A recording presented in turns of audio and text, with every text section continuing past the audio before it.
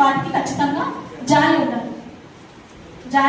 ఆ జాలిని కూడా శుభ్రంగా క్లీన్ చేస్తూ ఉండాలి ఎప్పటికప్పుడుగా. తర్వాత దాంట్లో ఆ చిన్న చిన్న జాలిలో ఈ దోమలు ఇట్లాంటివి ఎక్కుపోతుంటాయి చనిపోయినవి. సో వాటిని ఎప్పటికప్పుడుగా క్లీన్ చేసేసుకోవాలి. ఇలా నీట్ గా ఉండేటట్టుగా. తర్వాత ఎక్విప్మెంట్ కంటైనర్స్ అంటే పాత్రలు, మనం వాడే పాత్రలు కూడా ఎప్పుడు మూతలు, సరైన మూతలు ఉంచి ఉండాలి. మూతలు కానీ దానికి ఏదైనా కానీ క్లీన్ ఫిల్మ్ ఇలాంటివన్నీ ఉండేటట్టుగా చూసుకోవాలి. ఇలా మనం ఒక ర్యాక్ లో ఫుడ్ ప్యాన్స్ అంటారు.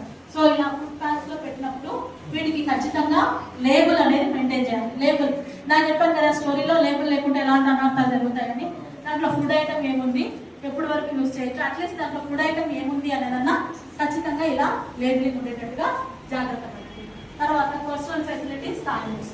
సో ఇవి నెక్స్ట్ ఏంటంటే వాటర్ సప్లై. ఆల్రెడీ చెప్పుకున్నాము, మనకు సింక్ అనేది కంపల్సరీ మన కిచెన్స్లలో ఎక్కడైనా కానీ. చిన్న వాష్ మెషిన్, తర్వాత వాటరు, సోపు, లిక్విడ్ సోపు, శానిటైజర్స్ ఉండేటట్టుగా చూసుకోండి. సో జనరల్ గా కస్టమర్ కూడా మన నుంచి ఎక్స్పెక్ట్ చేసేది అదే. రాగానే ఫస్ట్ చేతులు అక్కడ గెలిగిపోతుంది అనుకోండి, అయిపోయింది. మనం ఎంత ఫుడ్ పెట్టినా కానీ లేదేమో అనేది ఒకటే ఇంప్రెషన్ ఫస్ట్ వస్తుంది. సో దయచేసి ఇలా నీట్ గా ఉండేటట్టుగా చూసుకోండి. తర్వాత ఫుడ్ కానీ ఇంకేమైనా ఐటమ్స్ కానీ వాష్రూమ్స్ దగ్గరికి తీసుకెళ్లి తినకూడదు. మామూలుగా జనరల్ గా మన దాంట్లో ఎలా ఉంటారంటే సార్ చూస్తాడేమో ఇలా లైటింగ్ లేని ప్లేస్లలో ఫుడ్ ను వండకూడదు. సో జనరల్ గా ఈ లైటింగ్ ఎంత ఉండాలి అని అంటే